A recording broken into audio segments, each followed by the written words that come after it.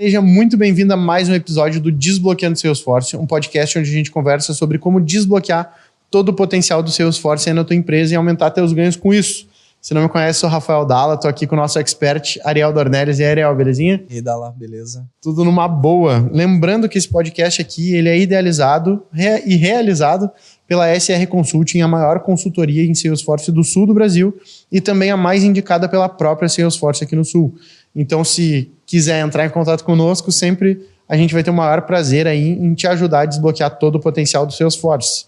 E para desbloquear o potencial do Salesforce, o assunto que a gente vai conversar hoje é o passo a passo definitivo para eliminar duplicidade de clientes no CRM. É uma dor bem latente aí, né? E eu acho que, eu não sei, Ariel, para eu entender também o contexto um pouco da dor, tu acha que é uma dor que, dependendo do tamanho da empresa, ela fica maior ou menor? Ou não? É uma dor tão ruim na empresa média ou na grande também? Boa.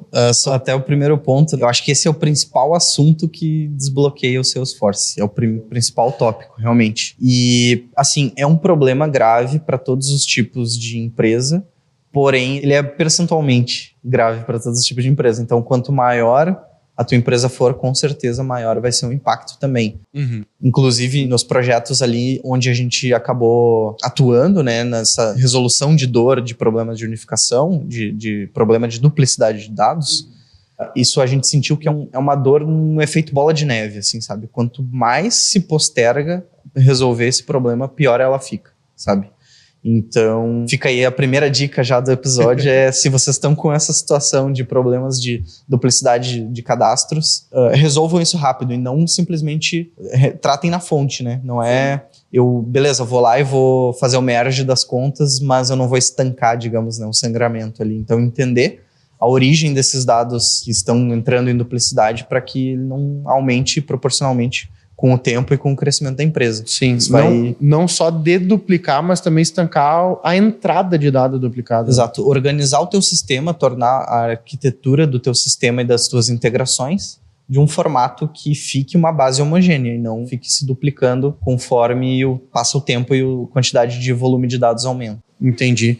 E antes da gente entrar verdadeiramente na parte de ação, mas quais são as consequências dessa bola de neve, né? Desses clientes duplicados no meu sistema ali, no médio e longo prazo, conforme vai aumentando, vai piorando? Quais são essas dores, principalmente, assim, que eu vou começar a sentir que, cara, eu tô precisando deduplicar esses dados aqui? Boa. Assim, tem alguns sinais, alguns sintomas claros, né? Inclusive, para preparar para esse episódio aqui, eu meio que compilei os relatos dos nossos clientes, né? Quando a gente entrou nos problemas ali nesses projetos de unificação. Então, não é o achismo do Ariel, a interpretação do Ariel, e sim as palavras, inclusive, dos nossos clientes. Tem alguns problemas que eles começaram a ter, assim, até quando vieram, por exemplo, o nosso primeiro projeto de unificação cadastral, o cliente veio nos pedir ali, Ariel, eu tô com essas dores aqui, a gente tem esse grande desafio e ele está gerando muito impacto. Temos muitas dores em relação a esse projeto. Primeiro deles, em relação a esse problema de dados de clientes ali, minha base de clientes de duplicidade. O primeiro ponto é que eles estavam tendo muitos problemas com a comunicação com o cliente, tá? Uma comunicação ineficiente e gerando problemas, inclusive, para a marca, para a reputação, né, da empresa. No sentido se eu tenho um cliente com 7, 8, 10 contatos replicados no meu CRM, toda e qualquer comunicação que eu vou fazer com ele pode potencialmente ser quase entendido como um spam, assim, né? Disparar um monte de mensagem para eles. Então a comunicação ali ficou bem ruim, eles tiveram um alto índice de desinscrição, de comunicação e por aí vai. E até problemas com LGPD nisso, isso daí pode ficar bem grave, porque no momento em que o Rafael Dalla tem 7 cadastros no meu CRM e eu mando 7 comunicações para ti toda vez que eu preciso fazer uma régua de comunicação e tu te desinscreve, e se desinscreveu de um só, tu vai receber dos outros 6, dependendo de como tá a tua modelagem, se ela não tá bem correta, né? E aí, pressupondo já no sentido de que o teu cadastro principal já tá incorreto dentro do sistema, imagina o gerenciamento, né, de desinscrições ali, que é bem mais simples, digamos assim, mas fica mais de lado, vamos dizer assim. Então, qual o impacto que pode acontecer nisso? É o cliente se desinscrever, continuar recebendo newsletter, então ter aqueles problemas de LGPD, dele ter que acionar daqui a pouco até outros órgãos ali para botar contra a empresa ali, né? Então, sim, essa parte de comunicação, ela afeta muito mesmo. Inclusive, credibilidade e reputação da marca. Tá, a primeira é comunicação, qual é o próximo? Vamos lá. Seguindo aí nesses problemas, então a gente tem... Outro ponto que a gente notou foi problemas na segmentação desses clientes. Então, a empresa eu queria fazer qualquer corte dentro da minha base, entender perfil de cliente, entender comportamento de cliente. Esses dados não eram confiáveis, eles não passavam, né, a segurança necessária para o negócio para tomar as decisões. Então, às vezes, o número de... Qual a minha carteira de clientes? É impreciso. Verdadeiramente, tu não sabe, né? Não sei. E olha o tamanho da bronca, né? Então, e aí, esses cenários eu tô falando de empresas que estão listadas em bolsa, né? Então, era uma dor, tanto que esses projetos, eles normalmente, o que fez eles, de fato, tomarem a devida proporção e prioridade no backlog, diante de inúmeros outros projetos e iniciativas que tinha para fazer, é porque a diretoria simplesmente demandava esse projeto, porque não tem como a empresa continuar operando daquele jeito sem ter as informações corretas e estratégicas para direcionar o rumo da empresa, né? Então, essa duplicidade, ela inflava muito os números ali de... Sim, acaba às vezes afetando até no valuation da empresa, né? E aí por exemplo, se tu for parar para pensar também assim, pô, eu tô pensando em fazer uma fusão, ou tô pensando em fazer algum tipo movimento comercial com a minha empresa aqui. E daqui a pouco, digamos que o Ariel vem fazer uma auditoria e ele começa a perceber esse problema dentro da minha empresa, ele vai começar a perder a confiança nos dados que eu tô apresentando para ele, né? Exato. E aí a negociação fica extremamente prejudicada, tanto para um risco de, eu me senti inseguro, esses dados aqui eu não tô seguro de fazer essa fusão, né? Ou então, eu vou ter que descontar algo aqui para eu poder correr esse risco, né? Para eu entender que, sei lá, talvez 30% da tua carteira que tu diz, ela é um fantasma, ela não existe, né? Realmente é bem complexo, né? Em um desses projetos que a gente atuou, quando a gente deduplicou a base, reduziu 25%. Então, chutei um número aí, mas... Quase acertou gravado agora. Porque é mais ou menos o que logicamente me passa, assim, de experiência de mercado mesmo, que ali a duplicidade de dados, ou às vezes não só a questão de duplicidade de clientes, mas também às vezes informações desatualizadas, né? Uma base de cliente que não é bem gerida, às vezes ali, em função de um dado estar incorreto, ou um cliente que está com o telefone com um número a mais no meu cadastro ali do que deveria. Então, são coisas que afetam muito essa...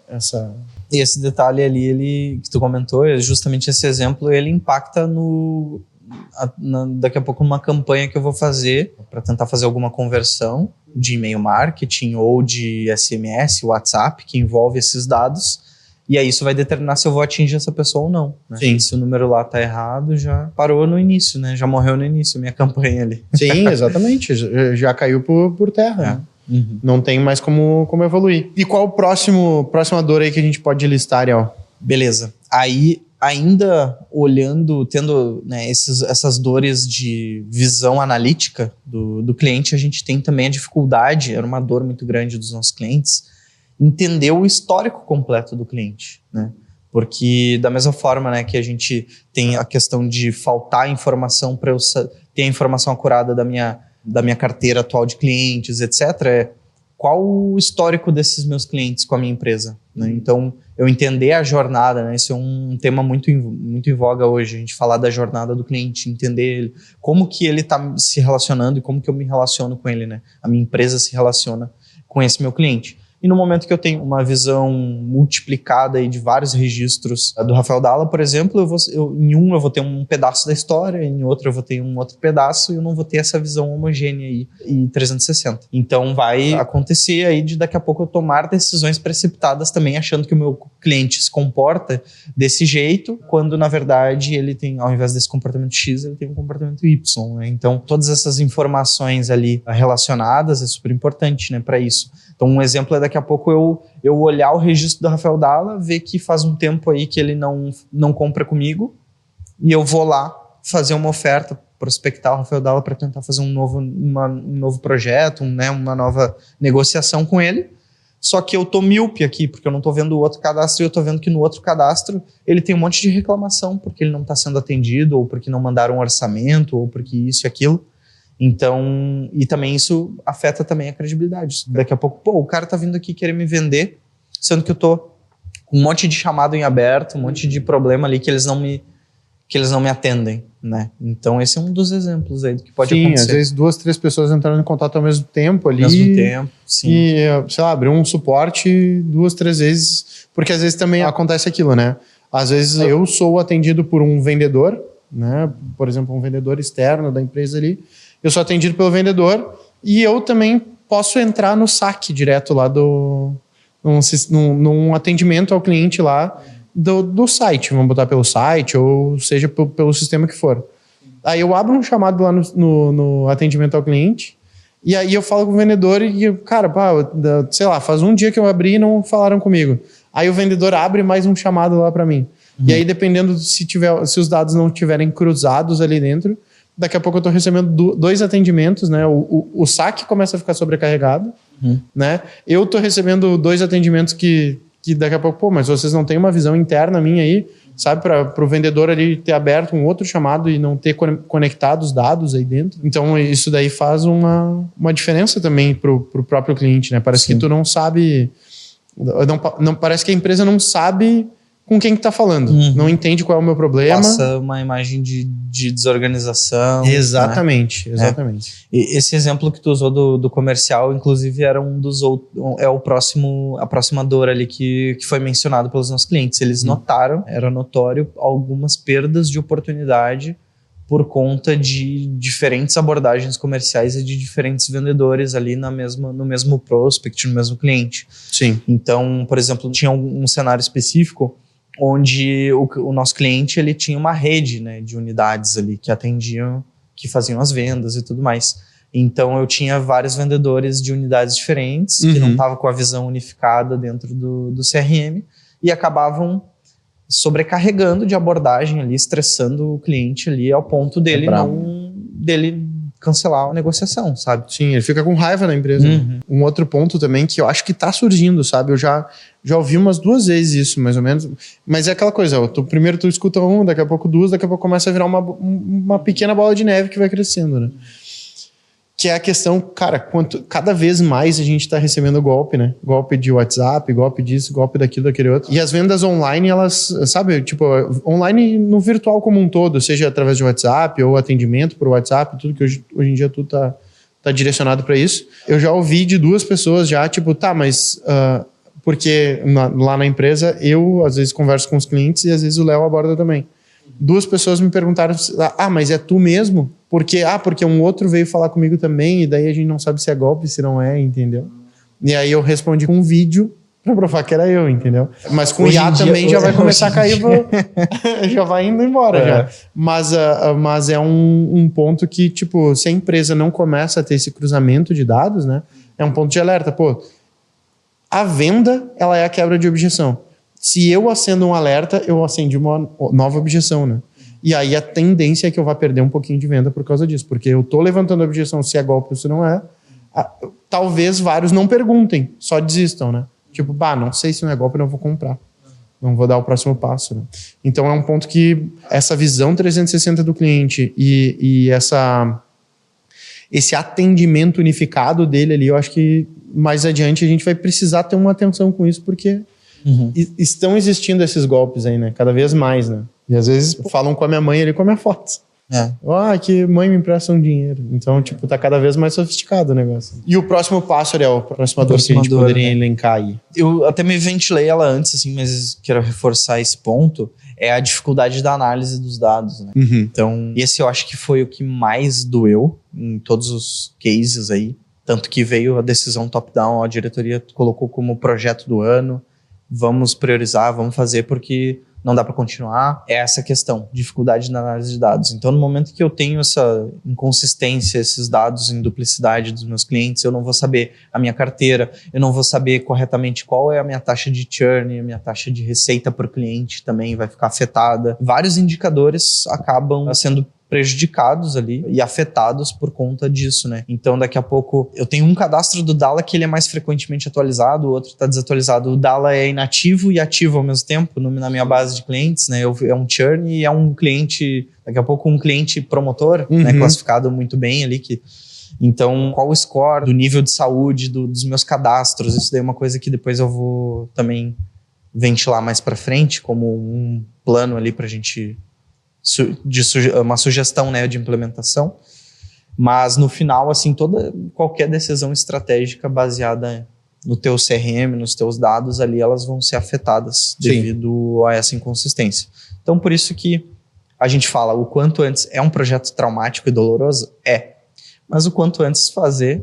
Melhor, né? Melhor, mais saudável, né? Do que amanhã. Amanhã com certeza vai ser pior do que... empurrar com a barriga esse tipo de problema aí ele é traumático, mas quanto mais tu empurra, mais traumático ele vai ser, né? Sim. Mais traumático ele vai ser. Exatamente. E aí tem um último ponto também que é bem importante, ou talvez tão importante quanto os outros, é a dificuldade e as dores ocasionadas por essa questão da duplicidade, mas no momento que eu tenho que integrar esses dados. Tá?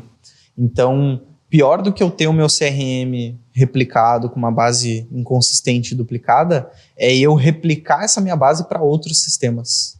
Né? Então, por algum motivo, o meu CRM está com essas dores, eu estou com esses desafios de dados, e depois eu tenho uma integração que eu vou sincronizar minha base de clientes com o meu ERP, eu estou replicando o problema, o câncer está se espalhando, né? Então eu estou replicando esse problema para o meu ERP. Depois eu tenho um outro canal que eu preciso integrar. E daqui a pouco eu preciso ter uma visão, como é que o meu ERP vai consolidar os dados financeiros ali do meu relacionamento com o Rafael Dalla, sendo que eu tenho 18 cadastros do Rafael Dalla distintos. Como é que o meu ERP vai se comportar? Daqui a pouco minha demonstração financeira vai estar toda impactada também por causa disso. Sim. Então começa a gerar um efeito de rede, assim, né? De espalhar essa informação e ter dificuldade em todos os outros canais e outros sistemas ali da empresa por conta disso. Daqui a pouco eu tô sincronizando o registro do Rafael Dalla incorreto ou mais desatualizado dos que eu tenho ali, daqueles monte de cadastros que eu tenho. E aí eu tô mandando pro time de cobrança que o Dalla tá inadimplente. Só que ele não tá, né? Então, qual o impacto disso, né? Sim, pô. E a própria integração por si só, não só esse impacto de negócio, mas as próprias integrações, né? Se ela não... Vou te dizer que dificilmente uma integração vai estar preparada para tratar dados em duplicidade, porque não é um cenário correto, né? Inclusive, eu não sei se uma integração deveria estar tratando isso, porque o correto é a gente ter a base de dados homogênea, correta, né? Corretamente estruturada. Mas dependendo de como foi feita a integração e eu mando vários dados do Rafael Dalla, daqui a pouco a integração mandou os teus 6 registros lá e ela foi sobrescrevendo em um só lá no ERP e ela ficou só com a última, por exemplo. Entende? Sim. Então é até difícil de prever o que pode dar de problema nesse cenário, sabe? Porque depende de como que essa integração foi feita, qual o comportamento e como que vai dar essa integração no momento que ela ocorrer, sabe? Sim. Então, podem ter efeitos bem adversos aí, imprevisíveis. Show. Ariel, e beleza, já entendemos aí os problemas. Então, e se a gente fosse partir para ação? Beleza, cara, eu tô sentindo tudo isso na minha empresa. E daí falando verdadeiramente do passo a passo mesmo, assim, do passo a passo que a SR costuma seguir para talvez ser menos traumático possível e o mais seguro possível para minha empresa fazer essa deduplicação de clientes, né? Eu acabar com essa visão míope ali da minha empresa, achando que talvez eu tenha 30% a mais ou 25% a mais de clientes do que eu realmente tenho, e ao invés também de dar um atendimento que é uma experiência ruim para o meu cliente, eu passar a dar um atendimento que ele percebe que eu estou cuidando dele de verdade. Quais são os passos que a gente deve seguir? Cara, normalmente a SR começa por onde? Como é que vocês fariam isso?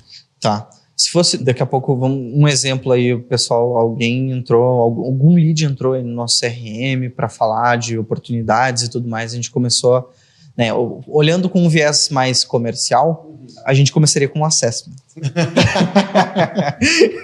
E se tu não sabe o que é um assessment, eu já vou pegar o gancho já vamos dar ali. O processo de assessment, caso tu não saiba, ele é um processo de imersão, onde a SR ela faz uma imersão na tua empresa e ela vai começar a identificar, ela vai fazer um diagnóstico para identificar por onde que estão entrando esses clientes duplicados, qual o caminho, qual o plano que seria o ideal para seguir e te mostrar como que poderia fazer para acabar com essa duplicação de clientes na tua empresa e também estancar essa entrada de clientes duplicados na tua empresa. E para quem assiste aqui o podcast, a gente sempre dá de presente um processo de assessment gratuito. Esse processo ele pode custar aí seus 20, 30, 40 mil, 50 mil. No mundo do Salesforce, a gente sabe que esse não é um preço fora de mercado, não para um processo de assessment. Mas para quem assiste aqui o podcast, a gente sempre libera de presente esse processo de assessment gratuito aí na tua empresa. Como que funciona para tu ganhar esse processo de assessment? A gente vai liberar um código agora aqui e tu vai clicar ou no link da descrição aqui ou então ler o QR Code aqui na tela para acessar o site da SR e lá na hora de tu solicitar ali o contato da SR, vai ter um campo para tu digitar esse código e a gente, quando receber aqui e for te atender, a gente, como a gente tem a visão 360 do cliente, a gente vai já chegar com esse processo de assessment aí, sabendo que tu ganhou esse processo de assessment. O código para esse processo, Ariel, aí de assessment, eu tenho um palpite. Eu pensei em cliente. Cliente. Pode ser. Pode ser? Pode. Ele é simples, acho que é fácil aí de colocar. E a gente está falando de unificação, né? Da gente acabar com essa duplicidade de clientes aí. Então, o código vai ser cliente. Entrou lá, colocou cliente ali no nosso site, a gente vai ter esse grande prazer aí em te atender e te dar o melhor processo de assessment possível para acabar com essa duplicação de clientes aí na tua empresa. Belezinha? Então, Ariel, primeiro passo é o processo de assessment, né? E o que vocês vão fazer nesse processo de assessment, além de tudo que eu já expliquei? Né? Boa. O primeiro passo que a gente faria ali nesse desafio de entender as duplicidades é, de fato, um diagnóstico da base de dados. Agora, é olhar, de fato, o CRM, a base de clientes ali, entender esses números, né? Na prática, quando a gente estava fazendo, a gente fazia muitas queries ali dentro da org do cliente para entender os padrões de quais campos estavam sendo preenchidos, quais não estavam. Então, até para ver o nível de qualidade do cadastro. Entendia quais dados que tinham válidos, dados anêmicos que a gente chama. Então, por exemplo, um dado anêmico é daqui a pouco eu fazer um cadastro do Rafael Dalla com escrito Rafael, sem e-mail, sem telefone, com informações abaixo do mínimo aceitável para eu conseguir identificar de fato quem é essa pessoa, né? Então, a gente faz vários diagnósticos dentro da base de dados para entender como que ela está hoje, como é que está o nível de qualidade dos cadastros e já um cheiro de duplicidades, né? E o que a gente teria que trabalhar. Bem importante nesse diagnóstico também, além de entender a base atual, é entender o fluxo de dados, o fluxo dos dados. Então, quais são as origens desses cadastros, né? Que nem eu falei do estancar o sangramento. Sim. É identificar a origem. Então, por exemplo, tem vários casos diferentes, assim, que a gente já viu ao longo de tempo de SR, nossas carreiras também, profissionais ali. Era, por exemplo, eu tenho alguns exemplos, canais que vão fazer aquisição de leads, então landing pages, formulário de captura de leads e por aí vai. Isso integrado ao CRM é uma fonte de dados. Claro. Tá. Eu tenho daqui a pouco outros sistemas dentro de casa ou sistemas terceiros que também podem integrar esses dados para dentro do Salesforce. Então a gente tem que fazer esse mapeamento de integrações e fontes de dados mesmo, da onde que estão originando essas contas e esses leads, né, os registros que estão em duplicidade. Para daí a gente conseguir pensar e estruturar uma integração que seja saudável e perene, que ela vai manter o nível de qualidade ali dos registros, tá? Então esse é o primeiro ponto ali, a gente fazer esse diagnóstico do cenário dos dados como estão hoje e identificar as fontes de dados ali e da onde que elas estão. O porquê que está dando problema. Exatamente. Então, que nem eu comentei a questão, um outro ponto, né? Eu comentei sobre a questão dos campos, né? Então, a gente identificar, porque cada negócio, ele é diferente. Então, eu tenho negócios em que o nosso cliente não demanda, por exemplo, um CPF do cliente dele, sabe? Ou alguma coisa nesse sentido, né? Depende muito do cenário. Então, às vezes, faz sentido Por exemplo, a gente tem clientes do setor financeiro onde eu não te dou um atendimento se tu não me passar teu CPF. Hoje em dia tá mais comum, né? A gente até debateu, na farmácia tu bota CPF, né? Eles pedem lá. Sim. Mas ainda tu consegue dizer, não quero. Então tem cenários. Então a gente identifica quais são os campos-chave, os campos mandatórios. O que tu precisa ter na tua base de dados para determinar que esse é um registro minimamente aceitável, né? Pra gente conseguir identificar aquele cliente, né? Então isso daí é super importante. Outros pontos. Campos que não são esse mandatório, por exemplo, um CPF, no caso de uma empresa de crédito, por exemplo, vou dar empréstimos ali. Beleza, eu vou ter que pegar o CPF da pessoa, não tem como, né? Não fazer. Mas, além disso, agora, quais são campos essenciais que eu preciso ter para dizer que é um registro de qualidade na minha base de dados? Eu preciso ter pelo menos um e-mail, eu tenho que ter um endereço, eu tenho que ter, sabe, algum documento e por aí vai. Beleza, a gente identifica esses pontos e analisa dentro do fluxo para que a gente consiga fazer com que o fluxo garanta que esses dados vão estar íntegros e preenchidos. Né? Então, isso é um ponto bem importante. Daí, junto disso, a gente, que nem eu comentei antes ali também, a gente verifica esses padrões de inconsistência, né? Então, qual o percentual da minha base que está com esses registros anêmicos, vamos dizer assim. Nível de saúde muito baixo ali, né? Dos registros. Daqui a pouco a gente precisa fazer um script, fazer uma carga para alimentar esses dados ou não, porque às vezes é dado sensível do cliente, a gente não tem essa informação. Então, daqui a pouco, instruir o time de atendimento para ele começar a fazer. Até às vezes, teve projetos que a gente fez uma campanha de nutrição. Cara, para a gente fazer o projeto de unificação, a gente precisa, antes, como um pré-requisito, fazer uma nutrição de clientes. Porque senão, no momento que eu tornar isso obrigatório, eu vou congelar a tua base. Sim. Porque tu não tem os dados. Vai travar tudo. Vou tornar e-mail obrigatório, nome obrigatório, por aí vai. Então, daqui a pouco eu preciso fazer uma campanha de nutrição. Tem casos em que a gente consegue bater numa base, num birô que a gente chama. Então, eu integro, passo o identificador do cara e tem algumas informações. A gente consegue fazer isso. Mas daí vai depender de cada caso. Sim. Tá? Mas isso é bem importante. Um outro ponto importante que a gente faz ali, fora as primeiras queries iniciais que eu comentei que já dá um cheiro de duplicidade, depois da gente já ter feito essas etapas de mapear as fontes de entrada, eu entender os dados, os campos mais relevantes para esse cliente e tudo mais, a gente começa já a ir para o passo de começar a implementar o algoritmo de identificação de duplicidade, tá? Não implementar propriamente dito, mas tem um recurso lá dentro do Salesforce que é a gestão de duplicidades de registro mesmo, que daí tu consegue criar regras de correspondência, as matching rules, e aí a gente consegue colocar alguns algoritmos. Então, identifica na minha base de leads, no meu objeto lead ou no meu objeto account, olha para esses campos. Então, no objeto account, olha o campo name, vê se tem campos, o nome tá semelhante. Olha nome mais e-mail, mais data de nascimento, mais cidade, estado. Então, a gente consegue fazer uma composição de dados para eu meio que ter algumas chaves de critérios ali para começar a identificar potenciais duplicidades mesmo na minha base. E consegue também fazer algum tipo de validação de dado, por exemplo, que nem tu falou do setor financeiro, passou um CPF, eu ver se aquele CPF é válido ou se não é. Sim, são momentos distintos, tá? As validações, isso a gente também implementa, até eu acho que eu não deixei tão explícito, mas na parte ali de mapear os principais campos e tudo mais, e mapear o fluxo, dentro do mapear o fluxo, implicitamente a gente já coloca isso. Então, por exemplo, no cenário do setor financeiro, eu não vou te dar o atendimento sem CPF. Então, a gente já mapeia um fluxo. Isso inclusive aconteceu, tá? É um fluxo mapeado que a gente fez na vida real com o nosso cliente. Normalmente, quando tu adquire o CRM da Salesforce, tu tem lá o lead, o objeto account, né? Isso tudo. Então, como é que tu faria uma venda? O vendedor, ele teria que entender que se ele não é meu cliente ainda, ele é um lead. Então, ele vai lá em leads, novo lead, certo? Sim. Só que se ele não sabe disso, ele já pode ir no account e dar um novo account. Tá? Então, já vai criar um cliente mesmo. Tem margem. Eu preciso ter um nível de disciplina, por isso que a gente fala disciplina de CRM. Sim. Quando eu compro ele, o as-is ali, o produto, digamos, de prateleira Salesforce, ele vai ter os menus, lead, oportunidade, account, e tu tem que saber o que é cada um. Vamos concordar que o pessoal que está vendendo não sabe que lead, é lead, é o objeto lead, e eu vou ter que criar uma oportunidade de vincular num account que foi convertido de um lead. Esquece isso.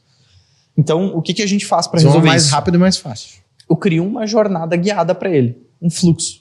No caso de uso. Sei lá, vou botar um botãozão no meio da tela. Ele logou no CRM, vai ter um botãozão gigante lá. Realizar venda. Pum, clicou lá. Informe o CPF do cliente. Então ele abre um fluxo customizado, que a gente vai guiar ele. E por debaixo dos panos ele vai criar um lead ou vai buscar um account que já existe. Tu vai dando os comandos para ele preencher. Exato. E por baixo ele tá criando um novo lead, uma oportunidade, alguma coisa. É um wizard de instalação. Sabe quando a gente vai instalar um software no computador? Next.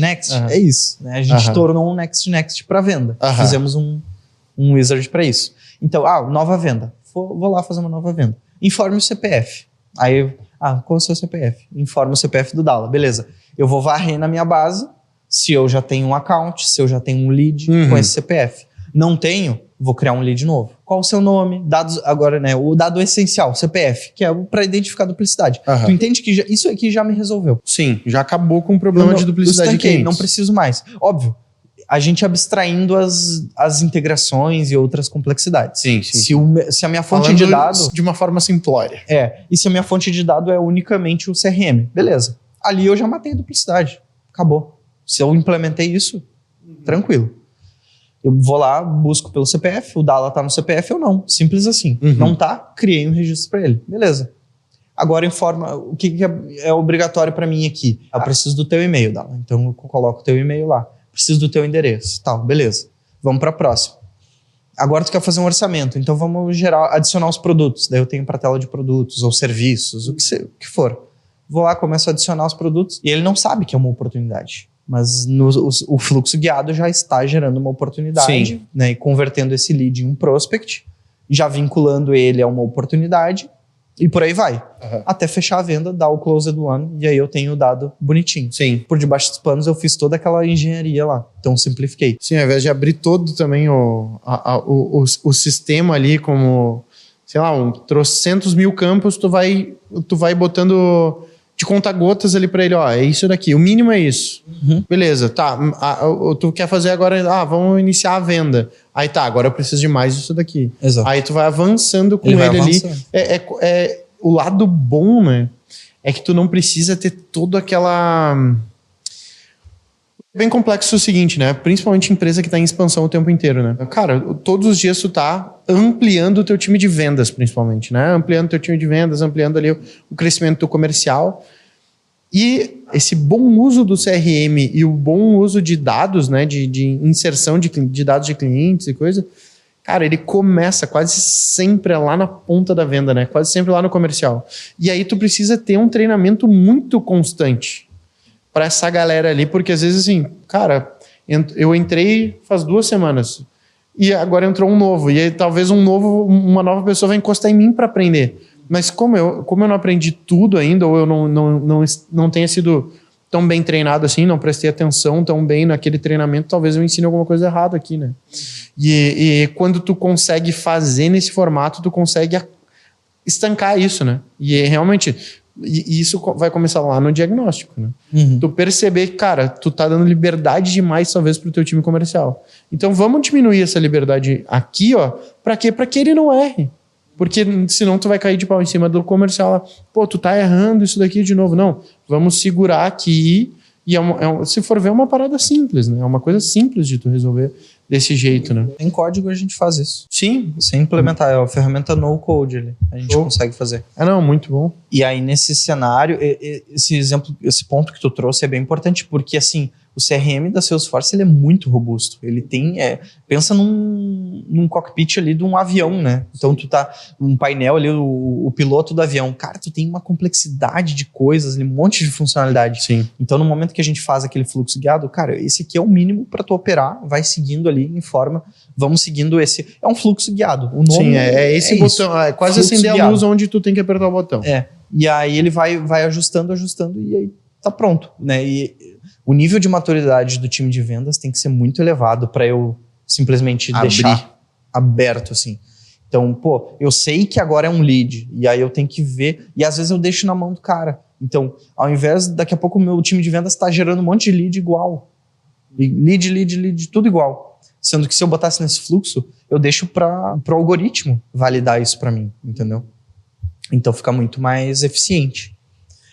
Mas a gente deu um parênteses, e aí eu tava falando dos algoritmos ali de identificação de duplicidade, né? A gente consegue definir essas regras de chaveamento e aí dentro do Salesforce a gente ativar e startar esse job de gestão de duplicidade, de identificação de duplicidade. Então ele vai depois varrer essas regras que foram criadas, na verdade ele vai interpretar essas regras e ele vai varrer a base de dados a fim de encontrar, né? Então, com o objetivo de encontrar essas duplicidades com base nas regras ali que a gente implementou. E aí, a partir disso, ele gera um resultado, que é um resultado dessa varredura de duplicidades. E aí ele já vai linkar, ele já vai ter os IDs ali, ó. Eu achei essas duplicidades. O ID do lead Rafael Dalla com o ID da conta Rafael Dalla com o ID... E por aí vai. Sim. E aí ele vai identificando. E aí tu consegue, dentro daquele nó de duplicidade, por exemplo, eu tenho um nó de duplicidade que tem 4 registros do Rafael Dalla. Eu consigo olhar eles ali e analisar campo a campo e entender um pouco daquele cenário, tá? E aí, a partir disso, depois, aí evoluindo mais para os passos mais para frente, daí depois eu vou mostrar como que a gente unifica isso da melhor forma possível, né? Cara, e tu falou desse nó aí, por exemplo, e aparece ali todos... tem 4 registros do Rafael Dalla.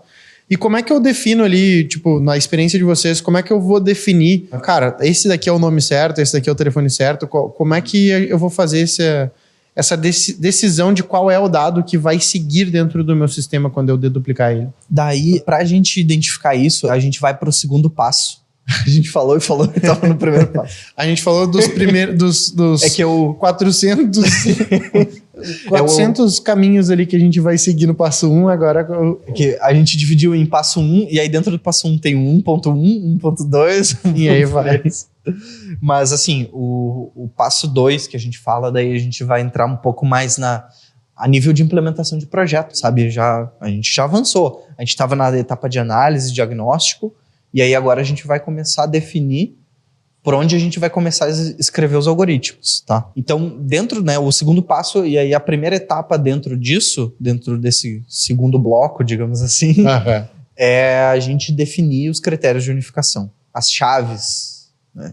Esse é o conceito. Entendi. As chaves primárias e as chaves secundárias. A chave primária e as chaves secundárias e por aí vai. Porque o que acontece? Quando a gente tem um nível de cadastro que ele é muito diverso, não no bom sentido. Então eu tenho muitos problemas cadastrais ali. Então às vezes eu tenho registros que eu não tenho CPF, tem registros que eu tenho e-mail, tem registros que eu tenho informações muito fragmentadas. A gente tem que fazer várias combinações para a gente pegar vários cenários diferentes. Então a gente começou a identificar, cara, eu tenho muito cenário de conta que não tem e-mail. Eu tenho muito cenário de conta que não tem CPF, CNPJ, que não tem endereço, cidade, estado, não tem data de nascimento e por aí vai. Era uma base, aqui ficava mais complexo ainda nesse cenário específico, que eu tinha uma base tanto de clientes PJ como PF, o B2B e B2C. Então, também aumenta o nível de complexidade. E aí, quando eu for ver, só um parênteses aqui, a nível de execução do projeto, fica muito mais difícil de mergear contas quando eu tenho person e business account. Entendi. Então, fica muito mais difícil. Sim. Tá? E principalmente, não é possível, mas... E principalmente se está sendo utilizado corretamente a person e business, né? E aí, nesse cenário, eu tinha o Rafael Dalla como person account e o Rafael Dalla como business account. Entende? E ele era um business account, mas estava com CPF preenchido. Entendi. Entendeu? Então... daí... Fica bem complexo, bem complexo. Mas voltando. Aí, cara, definir a chave. A gente definiu assim, a chave primária é nome e CPF. Nesse cenário. Em outro cenário... No person. No business account, nome CNPJ. Sim. Né? Razão social e CNPJ. Por aí vai. Então, mas as chaves secundárias... Desculpa, eu vou te interromper rapidinho só para te fazer uma pergunta. E nesse caso, beleza. Porque daí a gente tem que tomar um cuidado nesse caso, né? Que é, eu tenho ali um CPF cadastrado como business. Beleza? Tu consegue identificar de uma forma assim, eu tenho, sei lá, 600 mil leads ali cadastrados. E alguns estão... Tem vários que são CPFs cadastrados como business e eu vou precisar transformar eles em person. Tu consegue daí identificar, aqui são os CPFs e a gente vai ter que fazer essa migração? Sim, sim. É que o business pra não perder o dado, é no account, tá? Não é no lead. Entendi. Tá, é no account. Sim. Mas, porque o lead é sempre uma pessoa. Sim. Sempre. né? Por mais que seja uma empresa... E seja o representante de um A gente consegue business. diferenciar que é um lead de B2B e B2C. Eu consigo diferenciar eles. Porém, eles são pessoas, sabe? Todos são pessoas. E aí, quando eu converto um lead para cliente mesmo, para cliente B2C, o account já é a própria pessoa. Quando eu converto o lead para cliente B2B, daí o lead se fragmenta. Ele se fragmenta. Os dados da empresa viram um account, os dados da pessoa viram um contato e a oportunidade. Entendi. Tá? Essa é a diferença. Aí entra os níveis de complexidade, né? Tá, beleza, mas esse cara aqui é um person ou ele é um contato de uma business, né? E aí, tipo, aí vai ter que ir cada vez aprofundando mais nesse caminho. E aí a gente tinha que entender a modelagem, o negócio do cliente para conseguir direcionar. Mas eu podia ver assim, eu tenho o Rafael Dalla, 6 registros da Rafael Dalla. 3 deles estão como person e 3 como business. Aí eu identifico, era para estar como business ou não? Sim. Porque o algoritmo, ele não está interpretando o Rafael Dalla. Claro. Não sei quem é o Rafael Dalla. Mas daí no algoritmo ele tem que identificar. Esses 3 esse Rafael Dalla que a gente está falando aqui, ele tinha que ser business ou person? Aí ele vai determinar. Não, ele tinha que ser business. Porque não é Rafael Dalla, agora é Rafael Dalla limitada. Entendeu? Ele conseguiu identificar, o algoritmo identificou, era para ser business. Ou não, era para ser person. E aí a partir disso, beleza, eu sei qual que deveria ser. Agora eu tenho que, antes de fazer o merge de fato, eu tenho que converter os business do Rafael Dalla para person. E aí, a partir disso, compilar todos os dados dele no melhor registro, que é o termo do Golden Record, que a gente vai falar daqui a pouquinho. Transformar ele num Golden Record e mergear ele com 100% dos dados, ou a melhor versão do Rafael Dalla. Seja a sua melhor versão. Quase um coach do CRM. Mas aí, nesse caso, né, quando a gente estava falando do chaveamento primário, a gente viu que, cara, quase um Pareto, assim, a gente consegue resolver boa parte dos casos com nome CPF. Nome CPF, ou nome CNPJ, nome CNPJ. Chave primária é essa, nome CPF, nome CNPJ. Aí, eu vou para a parte das chaves secundárias, que são os outros casos que eu não consigo, o algoritmo não consegue resolver, porque não tem o nome, às vezes tinha conta que não tinha nome, cara, por incrível que pareça. Não tem o nome, ou não tem o CPF, ou não tem o CNPJ, tá? Então, a gente partia para outros cenários. Então, de concatenar nome, cidade, e-mail, nome,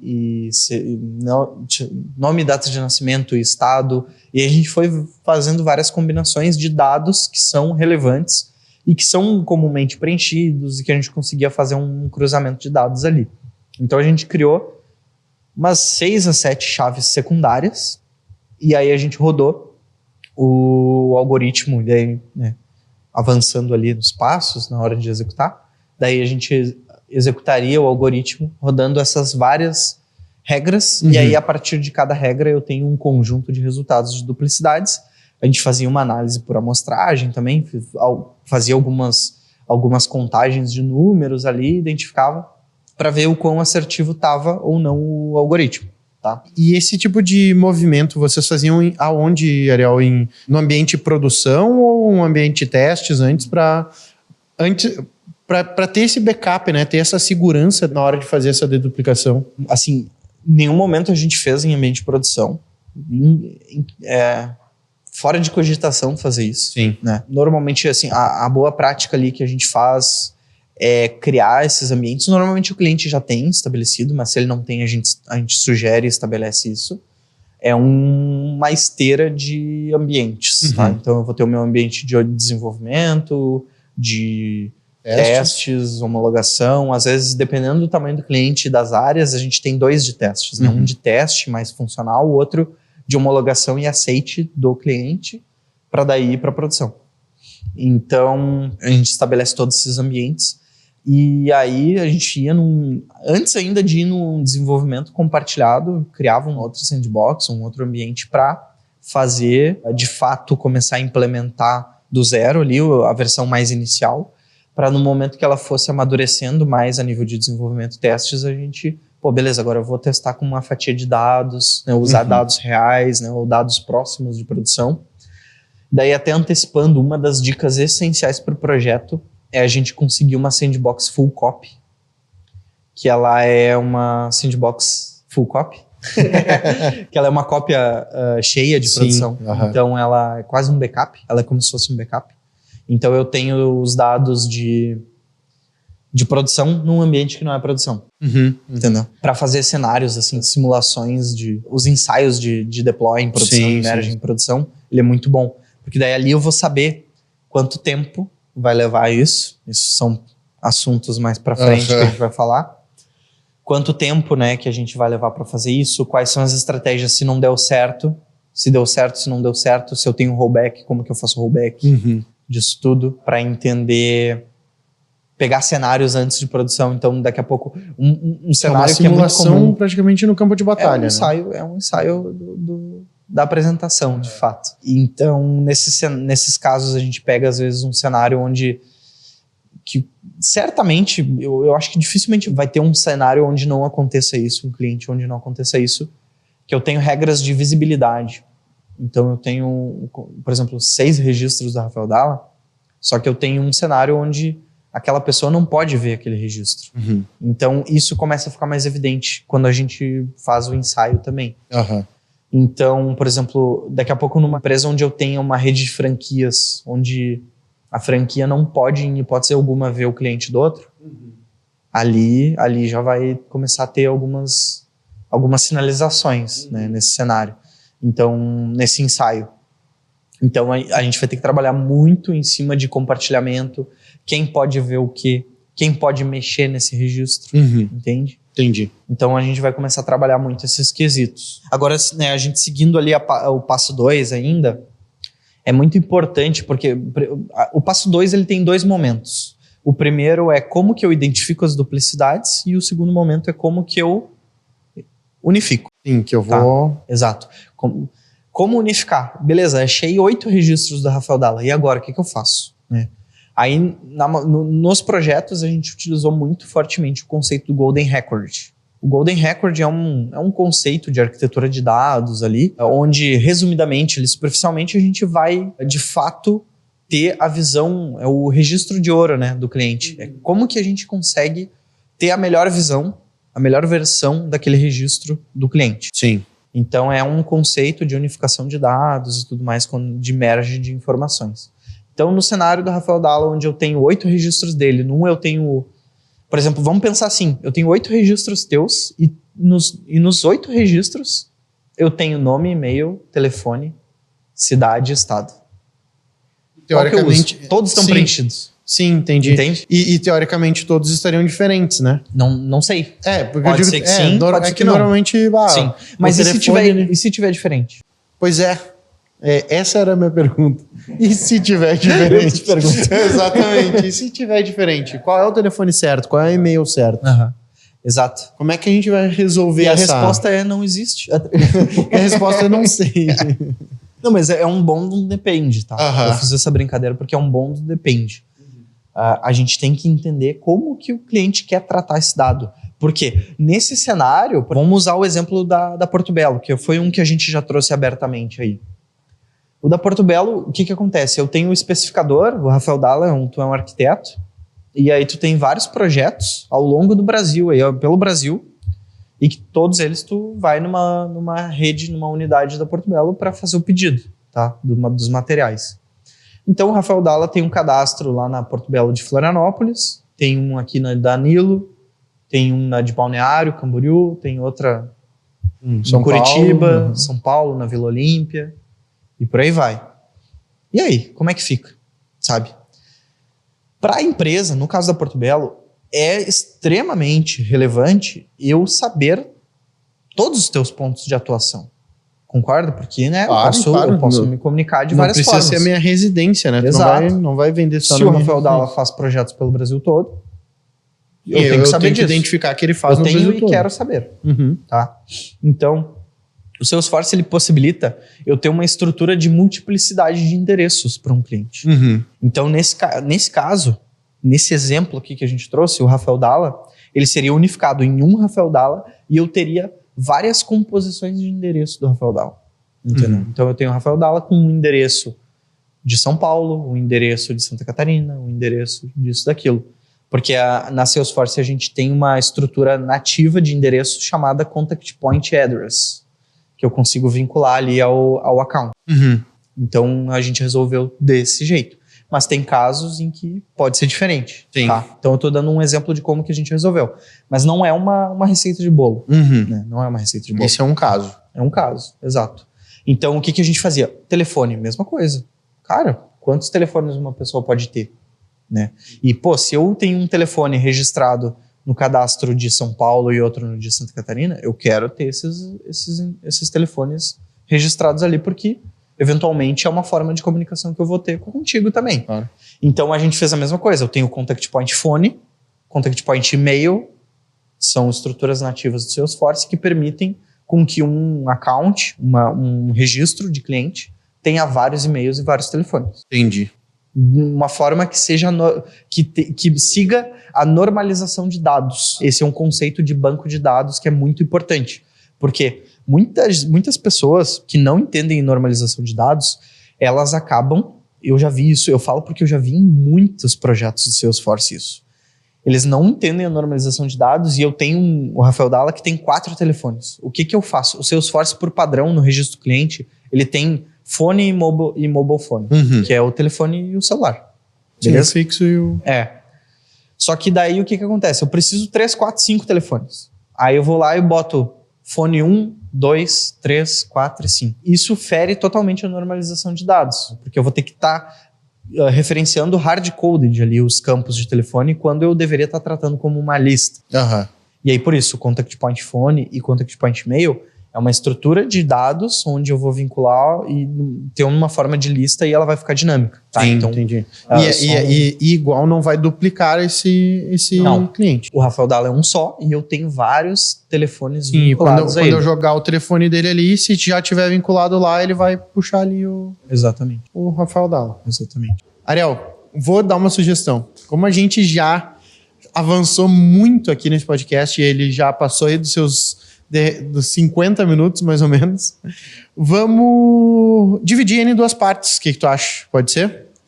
Então, vamos fazer assim, vamos encerrar essa primeira parte aqui e a gente continua numa próxima etapa ali.